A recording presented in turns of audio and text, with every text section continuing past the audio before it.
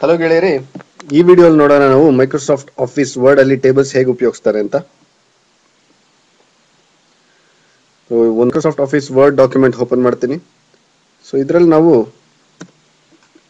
Tables insert ಮಾಡಕ್ಕೆ insert ಮೆನ್ಯೂಗೆ ಹೋಗೋಣ ಅಥವಾ ಇನ್ಸರ್ಟ್ ರಿಬನ್ಗೆ ಹೋಗಿ ಇಲ್ಲಿ ಟೇಬಲ್ ಇರುತ್ತೆ, ಅಲ್ಲೋಗಿ ಕ್ಲಿಕ್ ಮಾಡಿದಾಗ ಈ ಆಪ್ಷನ್ ಸಿಗುತ್ತೆ. ನಿಮ್ಗೆ ಎಷ್ಟು ರೋಸ್ ಎಷ್ಟು ಕಾಲಮ್ಸ್ ಬೇಕು ಅಂತ ನೀವು ಇಲ್ಲೇ ಚೂಸ್ ಮಾಡ್ಕೋಬಹುದು.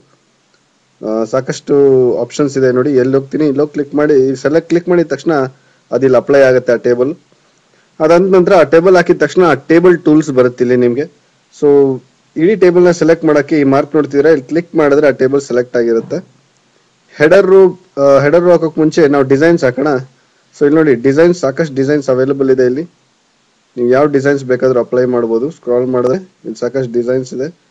ಸೊ ನಾನು ಸದ್ಯಕ್ಕೆ ಸಿಂಪಲ್ ಆಗಿರುವಂತಹ ಒಂದು ಡಿಸೈನ್ ತಗೋತೀನಿ. ಸೊ ಈ ಡಿಸೈನ್ ನಲ್ಲಿ ಹೆಡರ್ ರೋ ಅಂದ್ರೆ ಮೊದಲನೇ ರೋ. ಸೊ ಮೊದಲನೇ ರೋ, ಇದಕ್ಕಿಂತ ಮುಂಚೆ ನಾವು ಒಂದಷ್ಟು ರೋಸ್ ಕಾಲಮ್ಸ್ ಜಾಸ್ತಿ ಮಾಡೋಣ. ನಾ ಇದನ್ನು ಕಟ್ ಮಾಡ್ತೀನಿ.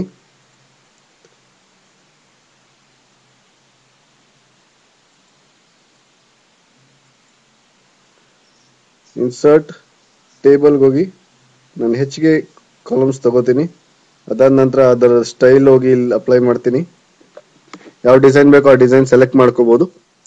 ಇಲ್ಲಿ ನೋಡ್ಬೋದು ನೀವು ಹೆಡರ್ ರೋ ಅಂತಿದೆ, ಅಂದ್ರೆ ಇದನ್ನ ತೆಗೆದಾಕ್ಬಿಟ್ರೆ ಹೆಡರ್ ರೋ ಇರಲ್ಲ. ಹೆಡರ್ ರೋ ಅಂದ್ರೆ ಫಸ್ಟ್ ರೋ ಅಂತ ಹೇಳ್ಬಿಟ್ಟು ನೋಡಿ ಈ ರೀತಿ ಟೈಪ್ ಮಾಡ್ತೀನಿ ನಾನು.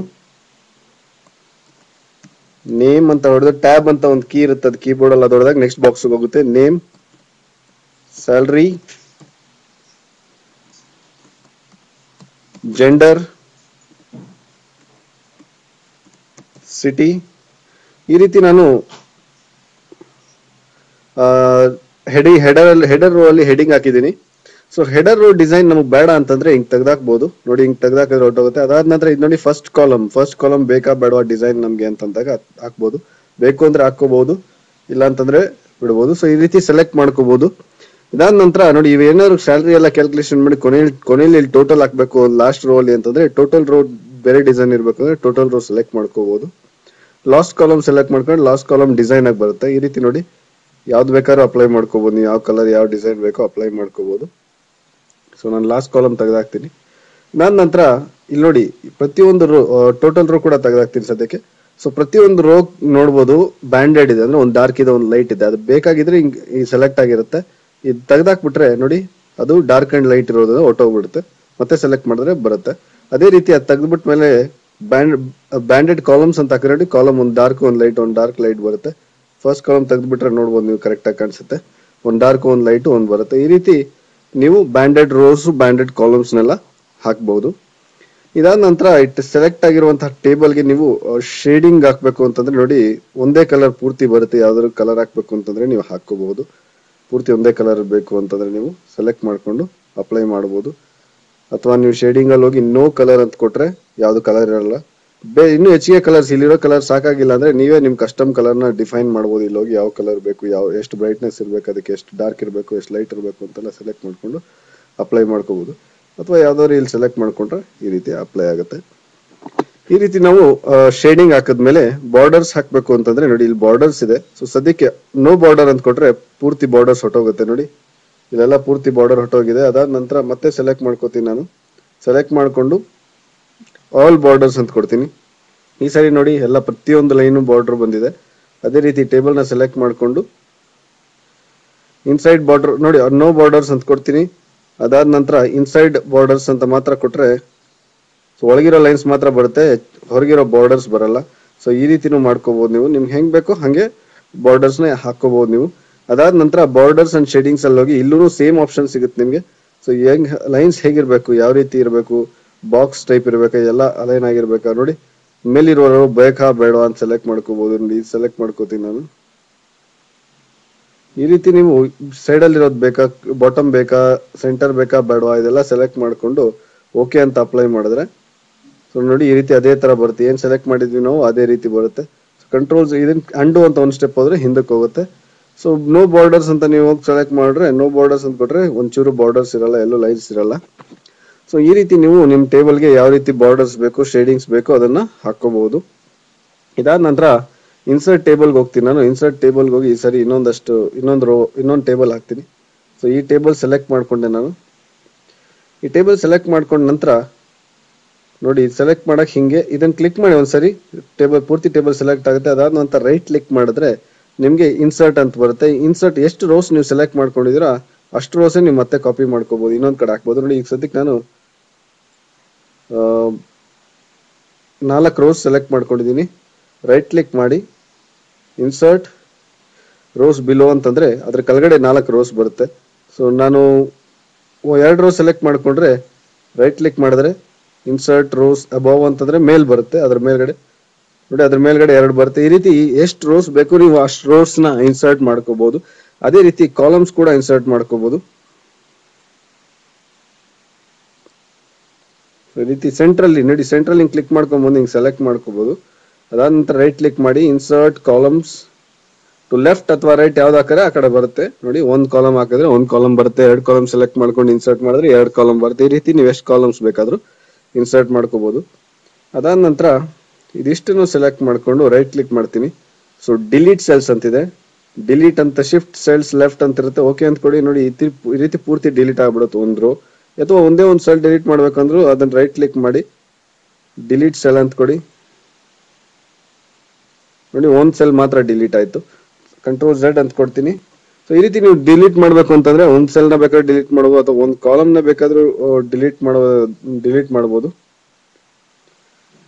ರೈಟ್ ಕ್ಲಿಕ್ ಮಾಡಿ ಡಿಲೀಟ್ ಕಾಲಮ್ ಅಂತಂದ್ರೆ ನೋಡಿ ಡಿಲೀಟ್ ಆಗೋಗುತ್ತೆ. ಈ ರೀತಿ ನೀವು ಕಾಲಮ್ ಡಿಲೀಟ್ ಮಾಡಬಹುದು, ರೋಸ್ ಡಿಲೀಟ್ ಮಾಡಬಹುದು. ಡಿಲೀಟ್ ಸೆಲ್ಸ್ ಅಂತ ಕೊಟ್ರೆ ಪ್ರತಿಯೊಂದು ಡಿಲೀಟ್ ಆಗುತ್ತೆ. ಸೊ ಈ ರೀತಿ ನೀವು ಪ್ರತಿ ರೋ ಪ್ರತಿ ಕಾಲಮ್ನೆಲ್ಲ ಡಿಲೀಟ್ ಮಾಡ್ಕೋಬಹುದು. ಅದಾದ ನಂತರ ಏನ್ ಆಪ್ಷನ್ಸ್ ಇದೆ ಅಂತ ನೋಡೋಣ ನಾವಿನ್ನು. ಸೊ ಡಿಲೀಟ್ ನೋಡಿದ್ವಿ, ಇನ್ಸರ್ಟ್ ನೋಡಿದ್ವಿ, ಸ್ಪ್ಲಿಟ್ ಸೆಲ್ ಅಂತಂದ್ರೆ ನೋಡಿ, ಒಂದ್ ಸೆಲ್ ನ 2 ಸೆಲ್ ಮಾಡಬೇಕು ಅಂತಂದ್ರೆ ಈ ಸೆಲ್ ನ ಸೆಲೆಕ್ಟ್ ಮಾಡ್ಕೋತೀನಿ. ಅದಕ್ಕೆ ಮುಂಚೆ ನೋಡಿ, ಈ ಸೆಲ್ ನ ದೊಡ್ಡದು ಮಾಡ್ಬೇಕು ಅಂತಂದ್ರೆ ನಾವು ಯಾವ್ದಾದ್ರು ಒಂದು ಲೈನ್ ಎಡ್ಜಲ್ಲಿ ಹೋದಾಗ ನೋಡಿ ಈ ರೀತಿ ಕಾಣುತ್ತೆ. ಆ ಲೈನ್ ಹಿಡ್ಕೊಂಡು ಹಿಂಗೆ ಹೇಳಿದ್ರೆ ಆ ರೋ ದೊಡ್ಡದಾಗತ್ತೆ. ಕಾಲಮ್ ಅಷ್ಟೇ, ನೀವು ಕಾಲಮ್ ದೊಡ್ಡದು ಮಾಡ್ಬೇಕು ಅಂತಂದ್ರೆ ಹಿಂಗೆ ಹೇಳೋದು ನೀವು ಮಾಡಿದಾಗ ಆಗತ್ತೆ. ಈ ಕಾಲಮ್ನ ದೊಡ್ಡದು ಮಾಡ್ತೀನಿ.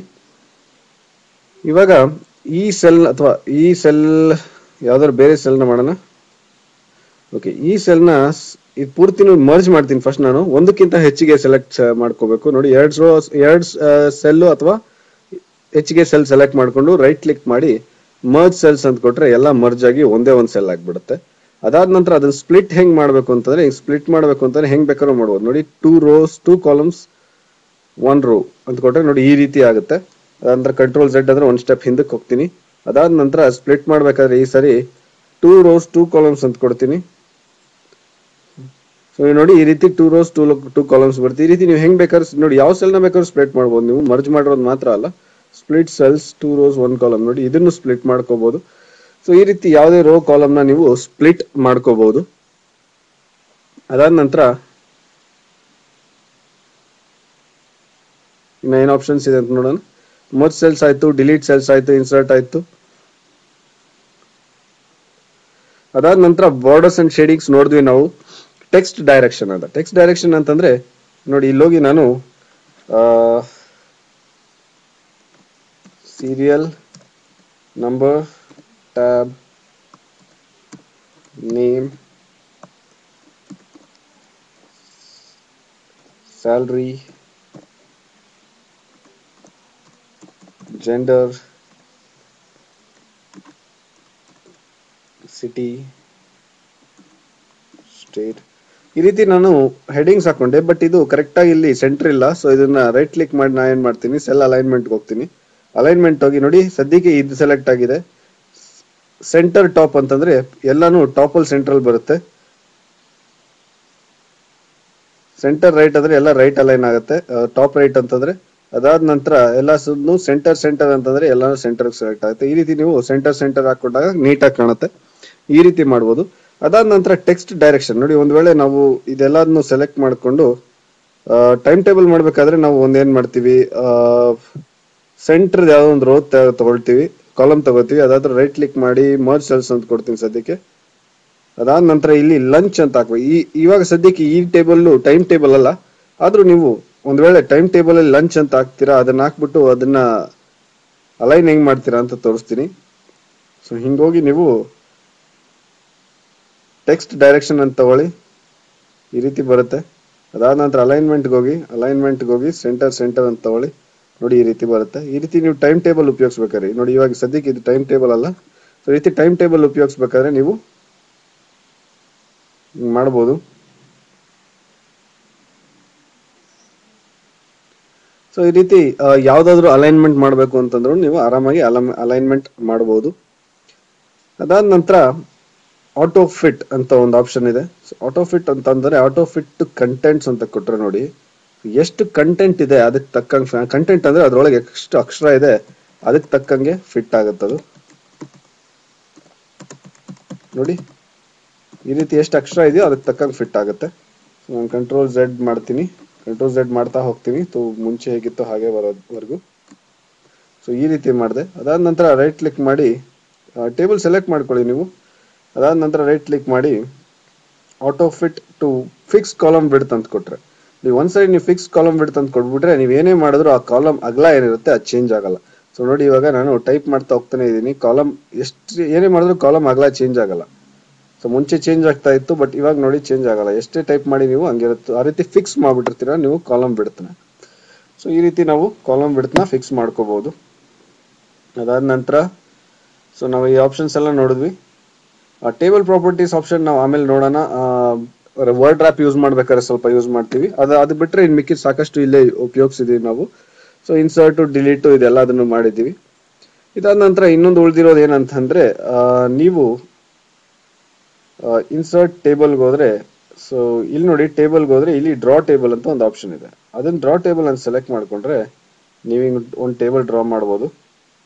ಸೊ ಹಂಗೆ ಡ್ರಾ ಮಾಡ್ಬೇಕಾದ್ರೆ ಯಾವ ರೀತಿ ಸ್ಟೈಲ್ ಬೇಕು ನಿಮ್ಗೆ, ಹಾಗೂ ಯಾವ ರೀತಿ ಸೈಜ್ ಇರಬೇಕದು, ಅಥವಾ ಕಲರ್ ಯಾವ ರೀತಿ ಇರಬೇಕು ಪೆನ್ದು ಅಂತ ಹೇಳಿ ಪೆನ್ ಕಲರ್ ಚೂಸ್ ಮಾಡಿಕೊಂಡು ಕಂಟ್ರೋಲ್ ಝೆಡ್ ಮಾಡ್ತೀನಿ. ನೋಡಿ ಕರೆಕ್ಟಾಗಿ ನಾವು ಎಳಿದೇ ಇದ್ರೆ ಫಸ್ಟ್ ಇಂದ ಲಾಸ್ಟ್ ವರೆಗೂ ಆ ರೀತಿ ಸೆಂಟ್ರಲ್ಲೇ ಬಾಕ್ಸ್, ನೋಡಿ ಇವಾಗ ಇಷ್ಟೇ ಎಳೆದ್ ಬಿಟ್ರೆ ಬಾಕ್ಸ್ ಬಂದ್ಬಿಡುತ್ತೆ. ಸೊ ಈ ರೀತಿ ಕೆಳಗವರೆಗೂ ಎಳಿಬೇಕಾಗತ್ತೆ. ಸೊ ನೀವು ಹೆಂಗ್ ಬೇಕಂಗೆ ಟೇಬಲ್ನ ನೀವೇ ಡ್ರಾ ಮಾಡ್ಕೋಬಹುದು. ನೋಡಿ ಇದ್ರ ಮೇಲೆ ಮತ್ತೆ ನಾನು ಬೇಕಾದ್ರೆ ಹೋಗಿ ಇಲ್ಲಿ ಕಂಟ್ರೋಲ್ ಝೆಡ್ ಮಾಡ್ತೀನಿ. ಸೊ ಈ ರೀತಿ ನಾನು ಆ ಲೈನ್ ನ ಚೇಂಜ್ ಮಾಡ್ಕೋಬಹುದು.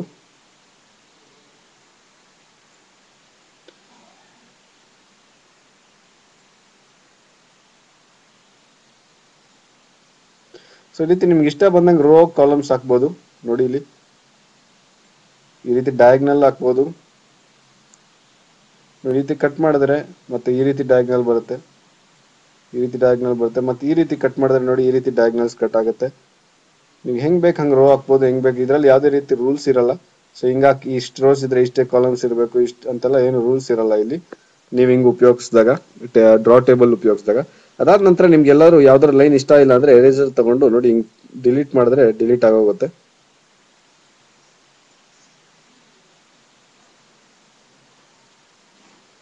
ಈ ರೀತಿ ಡಿಲೀಟ್ ಮಾಡಬಹುದು, ಅಥವಾ ಪೂರ್ತಿ ಲೈನ್ ಹಿಂಗ್ ಸೆಲೆಕ್ಟ್ ಮಾಡ್ಕೊಂಡು ಹೋದ್ರೆ ಅದು ಡಿಲೀಟ್ ಆಗುತ್ತೆ.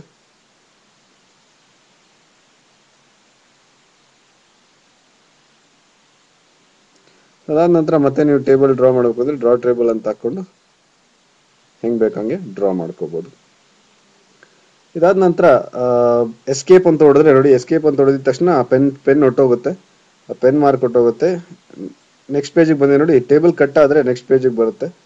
ಸೊ ಈ ರೀತಿ ನೀವು ಕಂಟ್ರೋಲ್ ಝೆಡ್ ಮಾಡ್ತೀನಿ.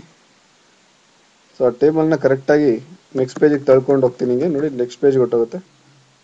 ಅದಾದ ನಂತರ ಇಲ್ಲಿ ನೆಕ್ಸ್ಟ್ ಪೇಜಲ್ಲಿ ಹೋಗಿ ನಾವು ಇಲ್ಲಿ ಆಪ್ಷನ್ಸ್ ಇನ್ನ ಏನು ಉಳಿದಿದೆ ಅಂತಂದ್ರೆ ಕ್ವಿಕ್ ಟೇಬಲ್ಸ್ ಅಂತಂದ್ರೆ ಕ್ವಿಕ್ ಟೇಬಲ್ಸ್ ಹಾಕ್ಬೋದು ನೀವು. ಕೆಲವು tables already Microsoft office word ಅಲ್ಲೇ ಇರುತ್ತೆ.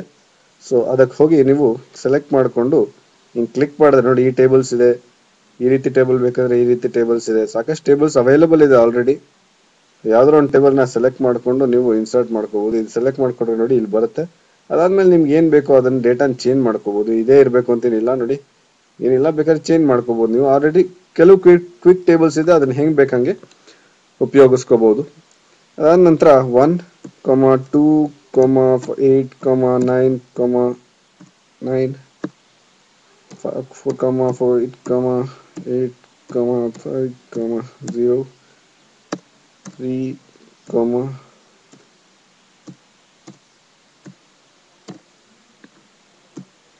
ಈ ರೀತಿ ಯಾವ್ದಾದ್ರು ನಂಬರ್ಸ್ ಕಾಮಾ ಸೆಪರೇಟ್ ಮಾಡಿರೋದು ಅಥವಾ ಏನಾದ್ರು ಬೇರೆ ಕ್ಯಾರೆಕ್ಟರ್ ಸೆಪರೇಟ್ ಮಾಡಿರೋಂಥದ್ದನ್ನ ಸೆಲೆಕ್ಟ್ ಮಾಡಿಕೊಂಡು ನೀವು ಇನ್ಸರ್ಟ್ ಟೇಬಲ್ ಹೋಗಿ ಕನ್ವರ್ಟ್ ಟೆಕ್ಸ್ಟ್ ಟು ಟೇಬಲ್ ಅಂತ ಕೊಟ್ರೆ ಅದು ಆಟೋಮೆಟಿಕ್ ಆಗಿ ಹೇಳುತ್ತೆ ಕಾಮಾ ಇಂದ ಸೆಪರೇಟ್ ಮಾಡಿದೀರಾ ನೀವಂತೂ. ಓಕೆ ಅಂತ ಕೊಟ್ರೆ ಸಾಕು, ನೋಡಿ ಆ ಟೇಬಲ್ ಬಂದ್ಬಿಡುತ್ತೆ. ಈ ರೀತಿ ಮಾಡ್ಬೋದು. ಬರೀ ಕಾಮಾ ಅಂತಾನೆ ಇಲ್ಲ, ಇವಾಗ ನೋಡಿ ಏನೋ ಒಂದಷ್ಟು ಎಕ್ಸ್ಟ್ರಾ ಮಾಡ್ತೀನಿ. ಅದಾದ ನಂತರ ಪ್ಲಸ್ ಅಂತ ಹಾಕ್ತೀನಿ. Plus plus plus plus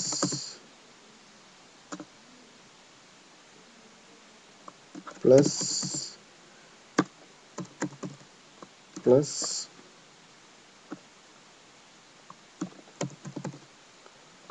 plus plus. So ಈ ರೀತಿ ನಾನು ಹಾಕಿದೆ. ಪ್ಲಸ್ ಇಂದ ಸಪರೇಟ್ ಆಗಿರುವಂತಹ ಡೇಟಾನ ಸೆಲೆಕ್ಟ್ ಮಾಡಿಕೊಂಡು ಇನ್ಸರ್ಟ್ ಟೇಬಲ್ ಹೋಗಿ ಕನ್ವರ್ಟ್ ಟೆಕ್ಸ್ಟ್ ಟು ಟೇಬಲ್ ಅಂತಿದೆ. ಈ ಸರಿ ನೋಡಿ ಪ್ಯಾರಾಗ್ರಾಫ್ ಅಂತಿದೆ, ಯಾಕಂದ್ರೆ ಇಲ್ಲ. ಸೊ ಈ ರೀತಿ ನಾವು ಅದರ್ಸ್ ಅಂತ ಸೆಲೆಕ್ಟ್ ಮಾಡಿಕೊಂಡು ಪ್ಲಸ್ ಇಂದ ಸಪರೇಟ್ ಮಾಡಿದೀವಿ ಅಂತ ಹೇಳಬೇಕು. ಆಗ ಓಕೆ ಅಂತ ಕೊಟ್ರೆ ನೋಡಿ ಆಟೋಮೆಟಿಕ್ ಆಗಿ ಪ್ಲಸ್ ಅಂತ ಎಲ್ಲೆಲ್ಲಿಯೋ ಅದು ಅಲ್ಲಿಂದ ನೆಕ್ಸ್ಟ್ ಕಾಲಮ್ಗೆ ಆಗ್ತಾ ಹೋಗ್ತಾ ಇರುತ್ತೆ. ಈ ರೀತಿ ನೀವು ಯಾವ ಡೇಟಾನ್ ಬೇಕಾದ್ರೂ ಕಾಮಾ ಸೆಪರೇಟೆಡ್ ಡೇಟಾ ಅಥವಾ ಸ್ಪೇಸ್ ಇಂದ ಸೆಪರೇಟ್ ಆಗಿರೋ ಡೇಟಾ ಯಾವ್ದನ್ನು ಬೇಕಾದ್ರೂ ನೀವು ಟೇಬಲ್ಗೆ ಕನ್ವರ್ಟ್ ಮಾಡ್ಕೋಬಹುದು. ಸೊ ಈ ರೀತಿ ಗೆಳೆಯರೆ ನಾವು ಸಾಕಷ್ಟು ಟೇಬಲ್ಸ್ ನಾವು ಉಪಯೋಗಿಸಬಹುದು.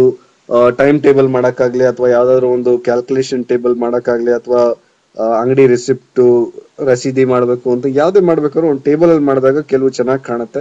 ಸೊ ಅವಾಗ ನೀವು ಟೇಬಲ್ಸ್ ಉಪಯೋಗಿಸಬಹುದು. ಸೊ ಈ ವಿಡಿಯೋಲಿ ನಾವು ಟೇಬಲ್ಸ್ ಬಗ್ಗೆ ಸಾಕಷ್ಟು ತಿಳ್ಕೊಂಡ್ವಿ.